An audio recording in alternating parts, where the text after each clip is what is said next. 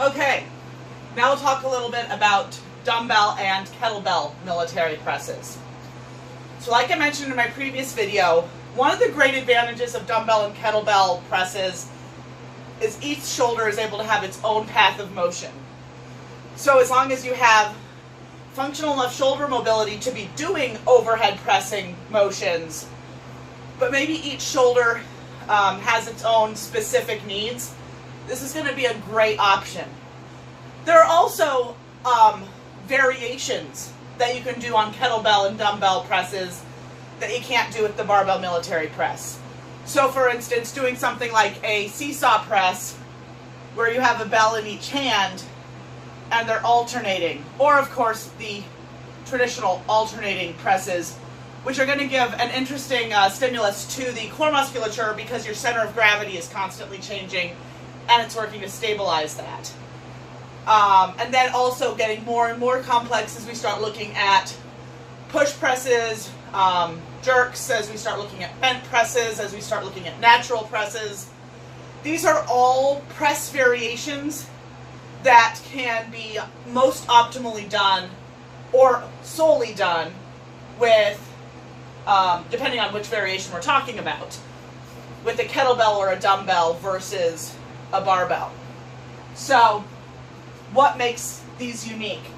A lot of the same standards are going to apply relative to what I just went over in the barbell press. We're going to have abs engaged, glutes engaged, quads engaged. Basically, if it's not moving, it's in an isometric hold. Knuckles below chin, and then the finishing position is elbow fully extended.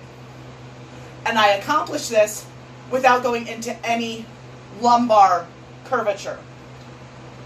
When you get really heavy, you may notice a natural tendency to do a little bit of a side press.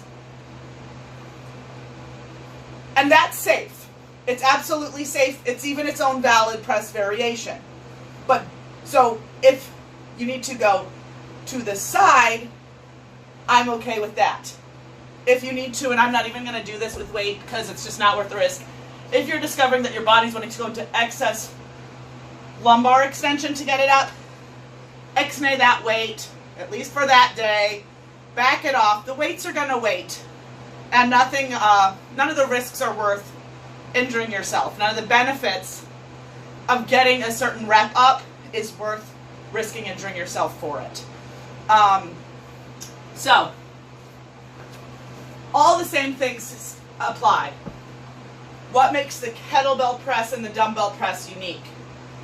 I'm a huge fan of doing my presses with kettlebells. Again, whichever variation, whether it is a strict military press, whether we're talking a push press, a jerk, a side press, bent press, natural press, all of these, the kettlebell is my favorite place to go to for it. The way that it kind of hangs around the wrist, and the way the weight is slightly below the fist, feels very solid to me, very stable to me. It naturally allows for some wonderful stabilization of all of the muscles of the rotator cuff. I love it all around. People who are new to kettlebell training or who don't have a really solid kettlebell clean, well, let me back up. Just people who are new to kettlebell training might not be comfortable having a weight right on the place where it lands, simply because that's not a position on the forearm that we're used to having weight.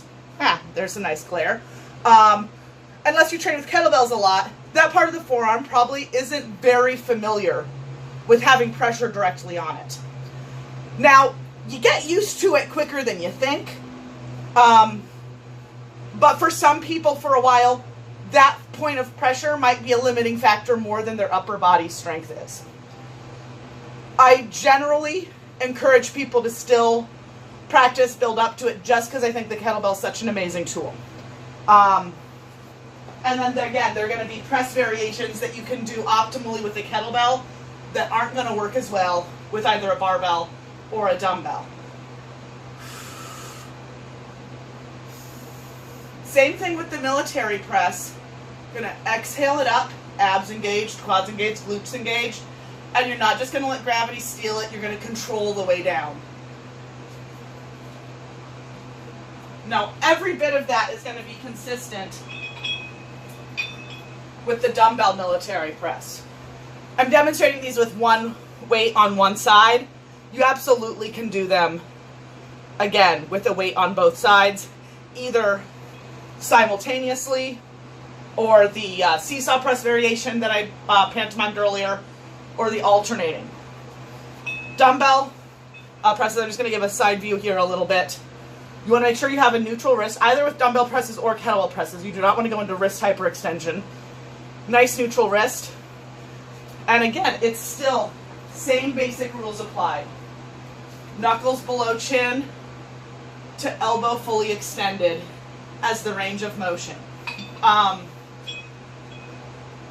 There might be some sizes of dumbbell. One of the areas where I'm not the biggest fan of these relative to kettlebell, depending on the size of the head or depending on how many plates I have on this adjustable dumbbell, it might impact where you're able to put your starting position.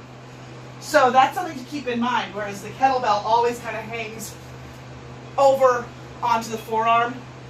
This has some extra topography that you're going to have to navigate. Everything else is the same. Exhale it away. Exhale on the exertion or the concentric. Control the descent. Another thing to keep in mind that I like to think of just in general is think of the first rep as getting the weight into position. Whether we're talking about the dumbbell, the kettlebell, the barbell, dumbbell, kettlebell, whatever it is, think about the first rep as getting it safely into position. The last rep as either returning it to the rack or the ground. Take that coming into and out of a set very seriously. I'll sometimes use the metaphor of the increased incidence of car accidents and fender benders in parking lots and within a mile from home. Those places where we take it for granted what we're doing. Don't do that when you're holding a big ball of steel or a big bar of steel. Take it seriously getting into and out of position at the beginning and end of a set. You may have questions about any of these movements. Again, these are more technically nuanced movements than most people give them credit for. These were just quick introductions. So please feel free to send me a message or leave a comment if you have questions. Thanks.